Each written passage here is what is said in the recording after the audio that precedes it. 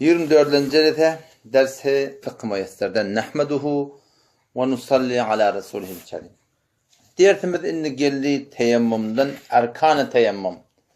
Yani teyemmümde näme zat farz. Qiynan taqda kitapda farz 2 tane farz koyupdur. Yoxsa biz qadim öz Türkmen 40 farzımız var. Ey beraber sırıqda 40 farzayni yad bil. Her kişi onu yad bilse ahirin abad bil. 7 iman, 5 İslam, 12 farz namaz, 3 gusuldu hem taharet hem teyemmüm 4 bil. Teyemmümde 4 tane farz var. O zaman bir musannif rahmetullahi aleyh bu taada 2 tane de koyuptur. Onun ştatı doğru değil. Kitabın ştatı yanlış. Evet doğrular awal aytdı ki farzlığını aytdı. Yani bu taadın cüdagani 4 diye getirmektir. O zaman şunu bilmeli ki erkan-ı teyemmüm 2 tanedir 4 tane. Teyemmümde 4 tane farz var. Awal baştan niyet etmeklik, arasda yerin zıntından burada tapmaklık, üçüncüsü näme? Meskerdeni tamam ruy. Meskerdeni tamam ruy. Yani şu yüzün manağı hemmetine mesk etmeklik bir sefer. Dördüncüsü näme? Meskerdeni hadu das ve hadu arans. 2 elini tırtığın bilen bile ne etmek gerek? Şunu mesk etmek gerek. Onun için teyemmümde 4 tane farz var. Awal baştan niyet etmeklik.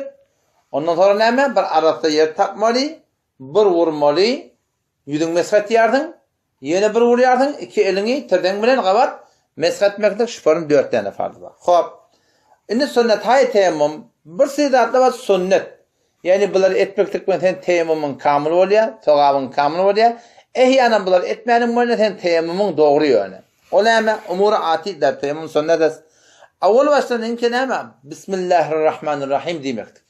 Yani teyemmüm etmek vurmadan önce Bismillahirrahmanirrahim deyip de dilini de alıp da aytmaklık. İkinciden näme? İkinciden tertib muraat etmeli. Tertip diýerler önce yüzüne mesk etmeli, sonra 2 eline mesk etmeli. Ya hamana eline mesk edende uçak, sol eline mesk etmeli, önce tağına mesk etmeli, sonra sol eline mesk etmeli. İnke ikincisi tertip muraat kılan. Pes evvelen ruyu hişlenmesine mayet. Önce yüzünü sebes deste rastı hişra ve sebes deste çabuk hişra. Şu tertibi oraya. Hakikat etmektik bu da sünnetin biri.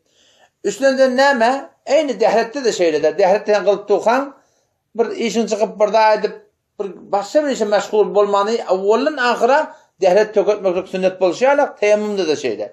Yani teyemmüm etdiň, ýüzüňe mesk edipdiň, otadan gidip tuwal keltirdiň, birat keltirdiň. Ya şoňa mene şu başka bir işini edipdiň. Ya şoňa mene startdyr, iş edip de sonra gelip ikiniň mesk etmeklik, şuda sünnete teyemmümü dewýär yani. Şu toratyndan. İnke miyani mesheruy ve dastha ba encam kari bigane teyemmüm faslı ne endazır? Teyemmüm edip tu hamana, adacık tu başladı hamana, içmeden çiğim koyuptur. Bunu eltiye heyvan dökamatını başka bir yerde koyuyor. Sonra teyemmümü qalan ettiye biliyor musun?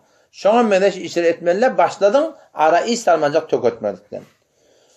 Dörlünsü näme? Dörlünsü ne çok oluyor da? Yere vuranda, tenşi barmağın ucu var, tadı da ayağın tökönýän yeri var. Şunu kamılcak yere vurmalayacak koyuyor. Yani uçlarını vurmalı. Ya inki ökçen malahın, yani elin malahın ayetini vurmalı. Belki kamılcak şunu şu doğrultunda vurmalı ve çok oluyor. İnki her do desti hişe esser penceha parmağın uçlarından ta ahire kefha be zemin ve gudaret. Kamıl şeyle yere vurmaklık. Bu da o sünnetin biri. Ondan sonra näme? İnki her do desti hişe badez berdaşına az hak bir efsanet. Yani sen eğer ehyanın kumada da ortadan çöp çalanmada şeyde vurandan sonra şeyle şunu takmaklık. Bu da bir sünnetin biri. Vantlanızdan näme? İnki engoşlarını hişler der hengamine her desti hişler der.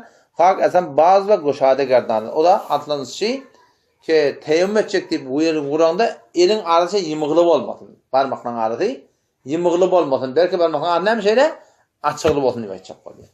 Hop bula bolli teyemmümün farzları ve teyemmümün näme? Sünnetleri. Indi bardyk keyfiyete teyemmüm. Teyemmüm edecek bolsaň näme etmeli? Meselden çıkarayın. Nälekem wada teyemmüm edecek bolsaň uçak näme etýärdiň? Teyemmüm edecek adam kisi mihat teyemmüm kılar. Bayet her duasyny ta balay arança bala zenet. Awwal başdan şeyde elini çermeýärdiň, tirtengden de şeyle näme etýärdiň? Goýoňa çykarmaly, deha kılany näme etýärdiň? Şu suratynda hak etmeli. Ha oradan şöyle bir tavsiye etmezler şöyle. Vanga ondan sonra ne etmeli? Bismillahirrahmanirrahim demeli. Yani sünneti ne mi? Yani teyemmüm. Sonra ne etmeli? Bismillahirrahmanirrahim demektir. Ondan sonra derhal ki ba inkar revasaktan namazda belki işte niyet kâdes. Elin çermedi. Bismillahirrahmanirrahim de dedi. Yüreğinden niyet et diye. Kemer ne edecek? Teyemmüm edecek. Namaz okuymadan için. Şöyle öyle niyet etmek gerek. Anga her do kefe destekişte berhak pak nehat. Kelimet ya şöyle aratta kuma oraya derhal ki miyanen goşanı kıca goşaydı gardan. Ya kellen gurun uranda elin arasında yemekli olmalı şey parmağın açıklı olmalı. Şöyle yere vurmaklık gerek, daşa vurmaklık gerek. Haytı bir daha ki yerin zıtından olsa şuna vurmaklık gerek. Derhal ki miyanen goşanı kıca goşaydı gardan. Behemrahi poşturu yukarıda her destekişte derhak. Yani şuna çok yani yerin tek olmalı. Beyleli vurmalı diyecek oluyor da. Yerin arkadan yere vurmalı. Yerin ayetini yere vurmalı bakacak oluyor. Sebes ondan sonra neyme? Her dudası işte azhak berdaret ve anhar bir efsanet. Şöyle elin çermedin. Bismillah dedin. Niyet ettin. Parmaklarını açıp da şeyde vurdun. Sonra neyme? Kumcağdan amel bağ olsa şeyde kanım kalkmalı. Elin birbirine biliyor musun? Şeylerden şeyler kalkmalı da. Belki birbirinin kaptanı basamaklı şeylerden vurmaklık gerek. Ve anga ondan sonra bağanaha ruyu hişra meskunet. Yürün meskunet o neyme? Eyle kelam mesat ayırmalı. O da bir uçyan çocuk yarak kotturmalı. Kıyın dağıttı da. Bunu beyitmeli, şey etmeli. Ama sadece ne şu karar ki şu elin iki ayeti var ha. Yürün yuvanda degiye de sen şu degmeli yerlerine degmeli. Ne kulağın sazı var. Şey değil mi? Kulağın dipçağını degmeli. Eten yürün yuvayan derette. Şu yürün yuvayan yerine karar ki şu elin tif alamalı sen sonra. Ne şey defeden kaydıyan şeyler tamam. Tamam olur. Bunu beyitmeli, iki varmak beylerden durmalı, o beylerden durmalı. Hiçbir bir kıyınçılık yok diyeyim diye. Sadece vurun yani. Defeden geliyor ne? Yuvayan ne şeyler tamam şeyler ne? Hem beni bolli, şuan bunu yenilecek daha çok kıyın dağıttı. Hop sebes bari dovam her do kefeşi de destekişle hamçın beraber bakakna bira vurdun nimetti yüzüne mesketti. Yamasadan yine bir vuruya. Parmaklarını açık. Yan kağıt kumzağda bir kalkan şeylerden. Ondan sonra nimet ya. Anga ba tamamı kefe desti çap. Xod tamamı desti rastlığı bemra anlaşılmasına. İnene ki bir vurduk değil mi? Sol elin ayet bilen o da şeylerden ştadan qaytıyardın izinden. Şeyle qaytıyardın, şeyle tavla kanım şeyle iki parmaktan çıkmalı. Sonra da ne? Bundan sonra ayetini sağalın ayetini şeyle aşağı tanıyardın. Şeyle şeylerken. Şeyle geliyordun. Şeyle ayla kanım şeyle karar keten şey elin var şey elin hem beni mesletmektir. Bural qaytıyardın izinden yamaçlardan ne beyledin var şey körüm sıkatıyardın şeyle. Yamaçlardan şeylerden o da ne? Elin ayetini şeyle getiriyordun. Şeyle geliyordun. Bu da şeylerden şeyle suratında hakikaten bana hem işte kötüyordun. Sebes ba kafede destras xod tamamı desti şebeke işte be hemrah anaj meskunet. Pes derin hengam teyemmümle tekmil nemude ve bağın her çimi xad az namazayı farz nefil bakan. Vakti kiden uzur direktif oturdu hemen teyemmüm ettirinde. İnden şol her namazda bir teyemmüm etmeliyen gurun yok. Şu bir teyemmüm ettiğinde şu bir dehet kılıyanda. Şu bir dehet bilen ten marahim halan namaz okuyup başarıyanda. En şu suratında vakti sana teyemmüm caiz oluptu. Şu teyemmümün bilen ten halan namazını nefillen olsun, qadadan olsun, fardan olsun, vazdan olsun ta ki teyemmüm pozulyança ten şu böyle ne başarırsın teyemmüm ibadetlerini edip başarırsın diye açık koyuyor. Hop şu suratında hop inni teyemmüm ne mi deviye? Teyemmüm deviyanlar ikrar. Bir dehreti deviyanda teyemmümü deviye. Kimin gurun avur geçti? Dehreti tekkidat bodiyadı. Şu dehreti bodiyanda teyemmümde bodiya. Yani teyemmüm edip durdun. İçinde yer çıkıp dur. Teyemmüm pozuldu. Teyemmüm edip durun, peşe edip durun. Teyemmüm edip durun marakimin elin kanattır, güçürecek. Şuna medeş haydi buradaki dehreti bodiyan olsa şu teyemmümde bodiyan. O bir neyme? O bir şu ki ten marakin avval burada direkli ten teyemmüm edip durunda. Bir muşkil direkli. Şu da muşkilin ayrılıptır. Su tavılmanlarmışlık su ölüptür. Melimiştin kavuaptırsan. Soğukmuşluk ayrılıptır. Şuna medeş haydi bir ozika ardıba şu ayrılan olsa teştadan hem teyemmüm dikkat devliye o sen ne dehek kılma oluyor. Ama teyemmüm var. Ama burada anda su ölüptür diye. Teştadan dikkat evet diye teyemmümün devliye deyip açacak oluyor. Şu suratında kudret bir istimali ve tefsirden ozika teyemmümle böyle şahs mübasahtayız. Birinin korkuyor nimet yarın. İşte hem nimet de teyemmümün deviyanda. Bir sorun bir şey ki nahatmaklık. Hokmu näme? Kinece nahatanda bir wagtda ağdın arada bolsa, ağdın açýan ya açmaýan. Awala şeriatda nat bolsun, tigar bolsun, bank bolsun, haşiş bolsun, tiryek bolsun, haýdy bir zat bolsun. Şol edilýän zatda eger 5 zat tapylsa, setderse haram şo. Yo 5'in 4'ü tapılsa haramı golaydyýa. 5'in 3'ü tapılsa odan gola ýeňirjek. Der her surat barahim şol 5 zat eger kamil tapylsa adamrak şol zatdan dogry därini diýil. Hamana näme? Haýdy bir zat iki istemal edilýär. Hama şo tiryek diýilýär, nat diýilýär. Awal başdan haýdy bir zat iki janyňa derer bolsa. Awal başdan. Ikinciden abraýyňa derer bolsa. Üçünciden imanına derer bolsa. Dördüncüden amalyna derer bolsa. Beşinciden imanına kıyamatyna derer de bolsa, şulardan näme bolýar? Setdese haram bolýar. Hop sen şu adamın nasih tabi, gurun nasıl üstüne dağını, triyeğini malına derer, canına derer, avrayına derer, notfağına derer, imanına derer, hem de adına dererlerini gurun yok. Setdese haram zaten. Arak, triyek, bank, haşiş, şu zatlar setdese haramda. Hiç sigar hamana. Malını verir mi ederer dem. Malını set derer.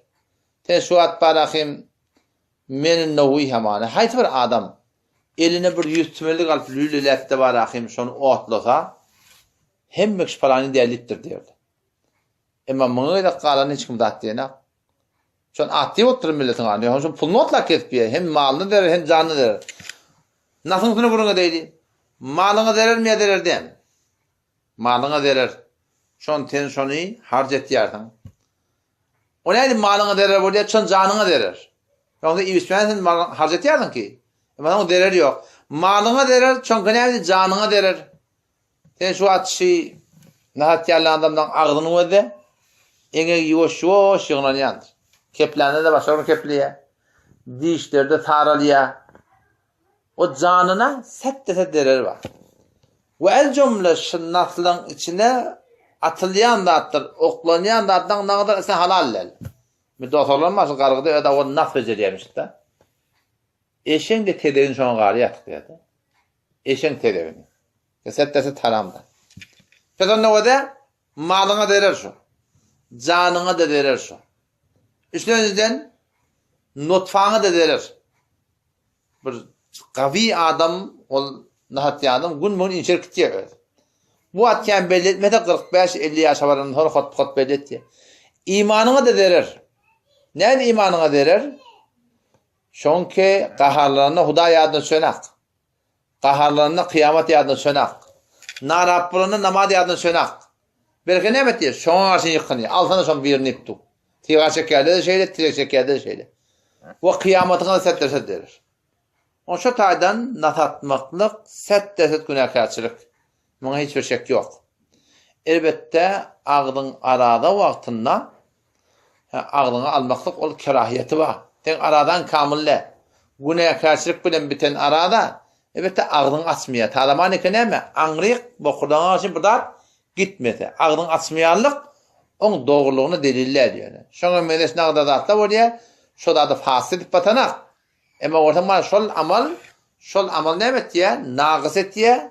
Sogawyny beter adatýär, belki Allah Taala ýanyna makbul bolmasyn näme bolýar şonuň?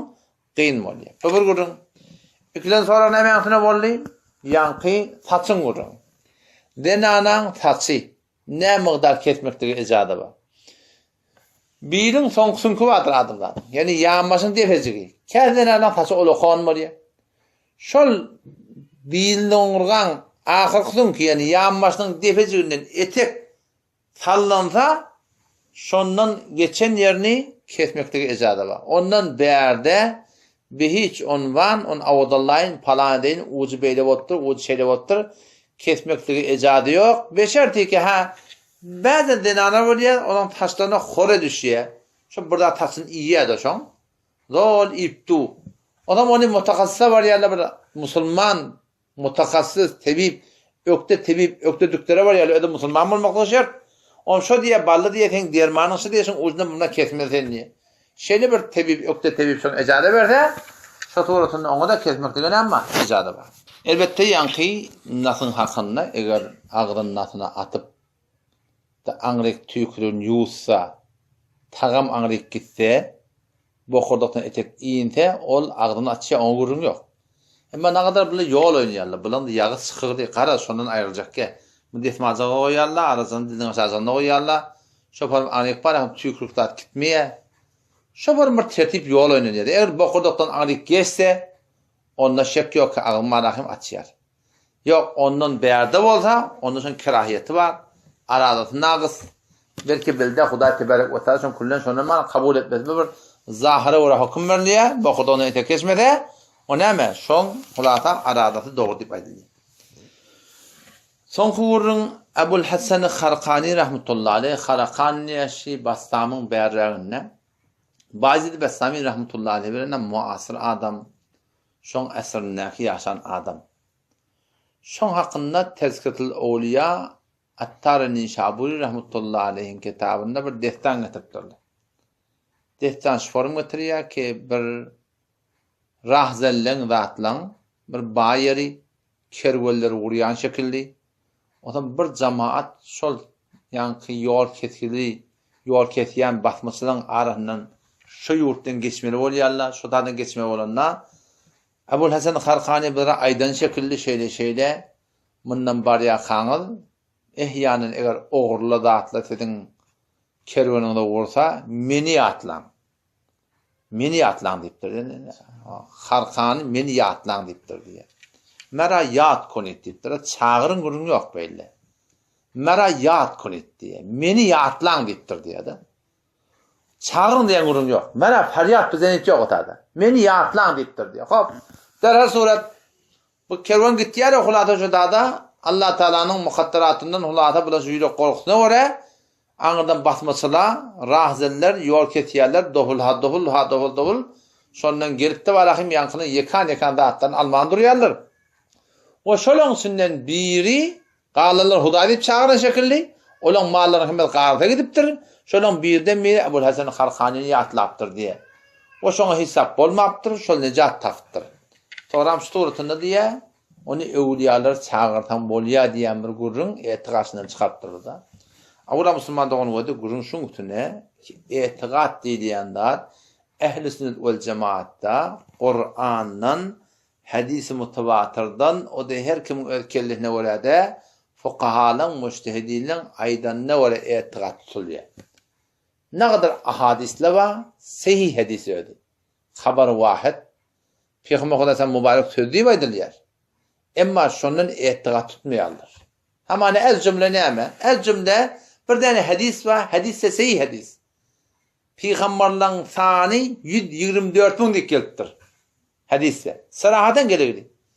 Ama Allah tebarek ve Rabbim minhum men qasasna aleyk ve minhum men lem naqsus aleyk. Bazı peygamberlerin destanı Resulullah bizden ayttık, bazılarını aytmadık. Hadis sahih oldu. Yani mutawatir değil. Hadis sahih bola Allah Teala'nın aydanını tertip şu hadisi ihtiramına kenara koyarlar.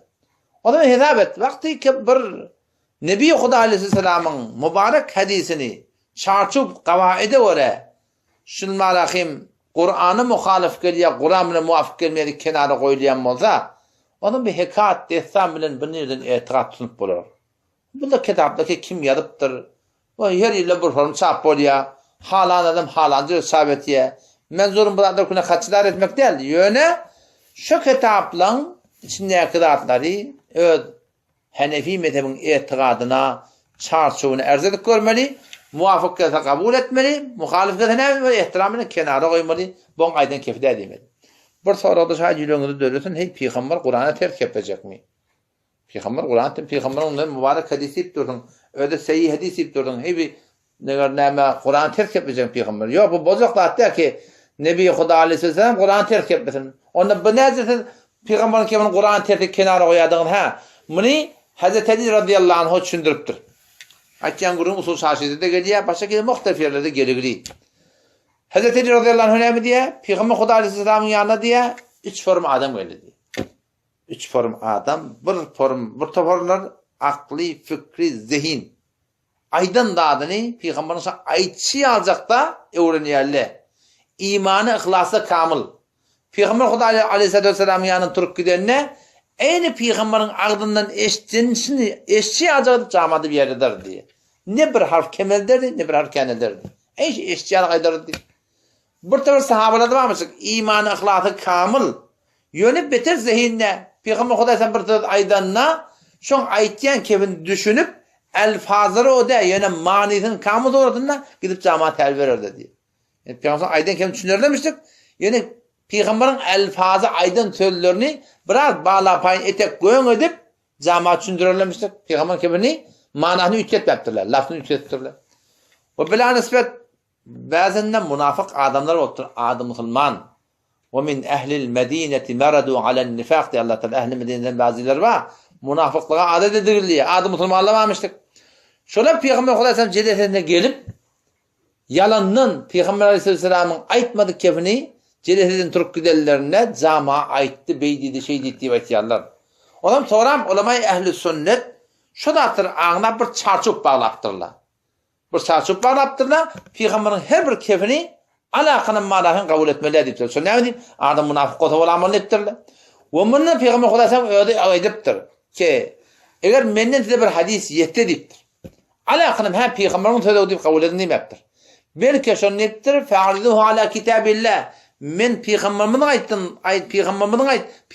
aytti diyen kefi Kur'an'a arz edin. Fema vafaka fakbiluhu. Kur'an'ı muvafıkata kabul edin. Kur'an'ı tesir reddedin. Peygamber Kur'an terk plan diyor ona. Ama Peygamber aytti deyip camada bir tavır keple yayraptır. Şu taydın gerek bolya kişi çarçubu din diyanında rahat etme bolya diye. O da o yakayt yanına destan hekat. Bunun sözü hekat destanları tevil etmeli. Şey dedi o da amına o şey. Şformaytta o da amına. Yok. Tevil edip bolmuyor. İmam Azam rahmetullah'ın akidasına, ehl-i sünnetin akidasına, Hanefi mezhebinin akidasına sert dese ters aydılan vurun. Sonra ne? Bunu ihtiram ile kenara koymalı. Allah tebarek ve teala tevfik versin. Vesselamu aleyküm ve rahmetullah.